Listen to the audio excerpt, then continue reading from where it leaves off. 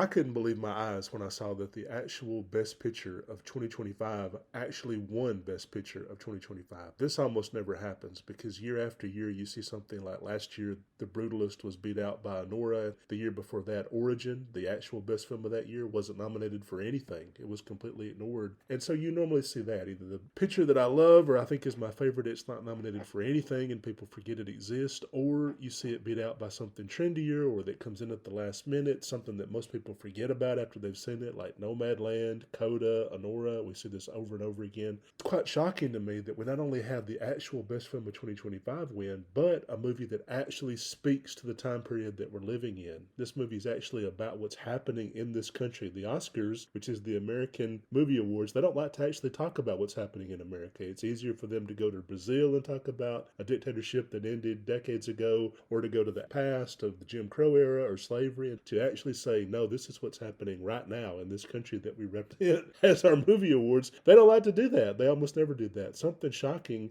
is that other than Crash, the 2005 Best Picture winner, which a lot of people hate, and they don't think it really deals with racism so much as race relations, but other than Crash, there hasn't been a Best Picture winner deal with racism in the time period that they actually made the movie in since In the Heat of the Night back in the mid-1960s. For almost 60 years, they've been kind of allergic to looking at racism in the time period. They like to go back to slavery or Jim Crow in the 1930s, and you see this over and over again with usually movies that are pretty bad, like Driving Miss Daisy or Green Book. They like to deal with historical racism. It's cozier for people to deal with slavery or Jim Crow or the Civil Rights era because it's past and you can say, oh boy, look at how far we've come. Sinners would have been more of that. It's set a century ago. Audiences would really disagree with that. They'd say, no, it's completely allegorical. But One Battle After Another doesn't need an allegory. It doesn't need vampires and a juke joint set 100 years ago, and the biggest thing that can happen is, we let the white people in, and then we lose our culture. Well, it's more concerned with we could lose our lives because our country's falling into a dictatorship.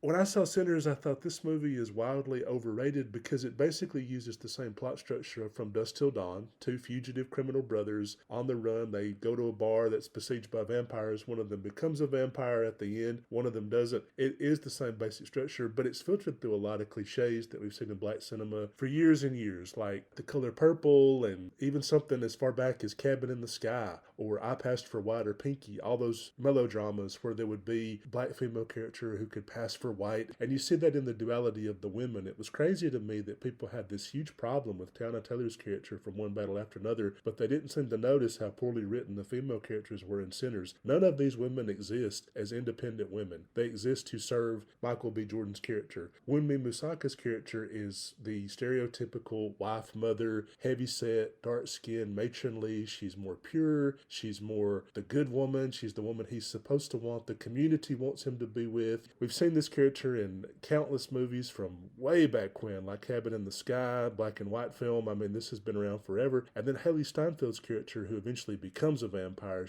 she's more conventionally probably attractive, I guess you could say, but she's no good. She's a hussy. She's got no morals. And the only way he can get both of these is one character has to die so he can be with the good woman the community wants him with in heaven, raising his baby in heaven with her. And then the other one gets to live in sin as a vampire with the white woman. Oh boy, this is the kind of psychosexual stuff that's been in black cinema for a very long time. I didn't find anything really that original with Sinners. It kept feeling like a movie I had already seen before. As I'm watching it, I felt like I had seen this. So when you saw a lot of people overrating it, it didn't feel like they were responding to that movie so much as we must find a way to stop One Battle After Another from being a relevant Best Picture winner set in this time period. We have to find a way to prevent the actual discussion of racism we can do something about, which we don't really want to do that. So we have to find this other movie to prop up. And you saw that with people who repeatedly said, oh my God, I love the dance sequence. The dance sequence was so good. Well, what other scenes did you love in that movie? Well, there was that dance sequence where we time travel through and we see the past and the future of on the dance floor. Yeah, but what other scenes did you think were that great? Well, did I say I love the dance sequence? You kept seeing them go to that over and over again. Whereas for One Battle After Another, you could say there's action sequences. There's the very memorable sequence towards the beginning where Towna Taylor pulls one over on Sean Penn. There's a car chase. There's shootouts. There's the scene, pretty much every scene with Colonel Lockjaw where he's meeting with the secretive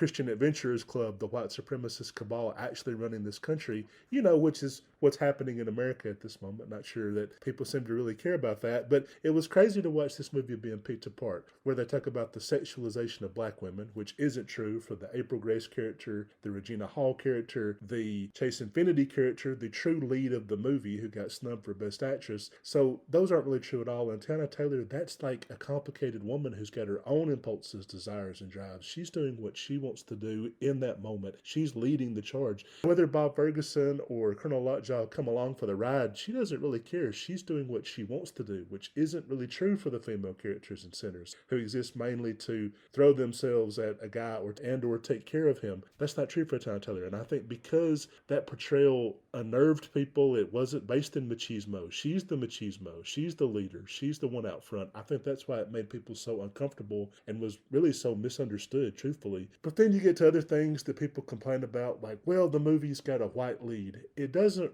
truly, because Bob Ferguson, DiCaprio's character, and this is why the movie's so brilliant, it subverts action cliches. He's not really the main character. Willa, Chase Infinity's character, she's the main character. And once again, if the Academy truly gave a damn about race relations, they would have nominated Chase Infinity, but this year's Best Actress category was Lily White again, as it almost always is. They routinely snub Zendaya last year, Greta Lee from Past Lives 2 years ago, Anjano Ellis 2 years ago from Origin, Tessa Thompson and Cynthia Erivo this year were also snubbed. It's like, what did this year's Best Actress snubs? What did they all have in common? Gee, I wonder. Just like they snubbed Ryan Coogler's superior first movie, Fruitvale Station, received 0 nominations because it was about racism in the time period we actually live in, and you could do something about. No nominations for that movie, but one said 100 years ago, oh yeah, we love it. We just love this movie so much. It's so great. What's the main message of Sinners? White people and black people should be separate. Pretty much the same message as Get Out. Oh, we love that movie. The one that scared black guys away from white women. Oh, we wish everybody would watch that. Such a good movie. Everybody going crazy for that movie. So I think because its main message is cultural appropriation is so horrible, we have to keep the races separate. Even if 95% of the black characters die, well, that's okay in the end because we were able to keep everybody separate. It's a little crazy that this was the message that a movie like Sinners was pumping in 2025, which is not really confrontational to Trump or Trumpism at all. That isn't true for One Battle After Another, which the secretive cabal that runs the country is basically the Trump administration. It is the people we're seeing, the business leaders and political leaders on a daily basis on the news. Sean Penn's character was so similar to Greg Bovino, they wondered if Greg Bovino in Minneapolis was him. When I saw One Battle After Another in a movie theater, the weekend I saw it, Colonel Lockjaw, he's sending troops into a western city for a personal mission. It's purely for his own power and personal gain, but he's pretending it's about immigration. Trump was doing the same thing both in Los Angeles and trying to do it in Oregon, Portland, Oregon. It was like I was watching the news in a fictionalized movie that had been filmed a year beforehand, like it was predicting what was going to happen. It is a true masterpiece, and it subverts your expectations at every turn. You have an action hero lead who barely does a thing and is kind of incompetent. You have, just as in real life, most of the main activist characters, they're working from behind the scenes. Benicio del Toro and Regina Hall, they're more effective, but they're not really out front. People don't even know Benicio del Toro's character exists. Kind of the same as people using apps to warn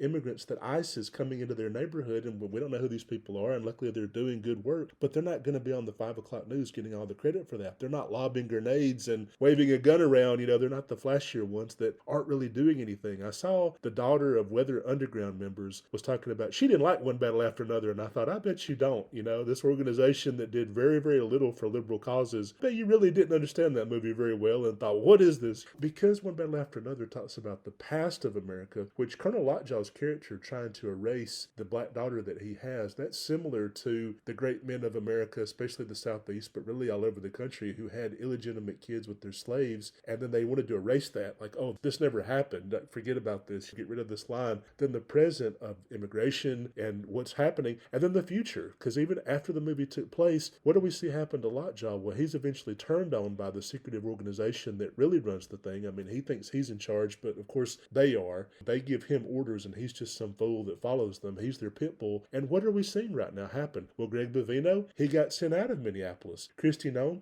she just got fired. Corey Lewandowski, he's been sent packing. We're seeing Trump burn through people that think, oh no, you think you're the one in charge. You're nothing. You're just part of my boots. Brilliant. And it even works even if you don't care about politics at all, because the father-daughter relationship, where DiCaprio's main asset is he just shows up. He's just there at the end. But Willow has to basically save herself. Well, every parent knows there's truth in this. Your kids will eventually have to save themselves. They'll have to fight one battle after another. They'll have to fight all your old battles and the generational battles that one generation inherits from the other. And all you can really do is show up for them and be there. When he showed up and said, "It's Daddy, it's your dad," and he's got tears in his eyes and she's there, and it's really emotionally effective. I thought, I've not seen a movie where the politics, the emotional aspect, the action, the comedy, everything comes together so well. I thought it's an emotionally moving drama and a good action film and a comedy and politically relevant to what's actually happening with iconic characters that people already know who you're talking about. Man, how can you be against a movie like this? So, of course, I was thrilled to see this win, and it's a little bit sad because Warner Brothers swept 7 out of the 8 major categories. They won every major Oscar category except for Best Actress, and you think, yeah, but is Warner Brothers even going to exist now that that maniac, David Ellison, who could be part of the Christmas Adventurers Club, the organization controlling everything in one battle after another, that guy's going to control Warner Brothers, which sort of feels like what the movie's talking about, and he'll probably never release a movie this good ever again. So let's celebrate it while we have the chance. And all of the nitpicking about, I didn't get this movie, I didn't understand it, this movie was boring to me, I hope that shit falls apart now. My hope is that now that it's won Best Picture and the season's over with and some people's favorites didn't win, I know I wanted Tana Taylor to win Best Supporting Actress. That didn't happen. But now that the horse race aspect of the Oscars is over with, my hope is that people will really sit down, watch this movie, appreciate this movie, and understand this movie, and all of the complaining can stop, and some of the completely bogus accusations that we're seeing. Oh, it's a white savior movie, and well, not really if you've actually watched the damn thing.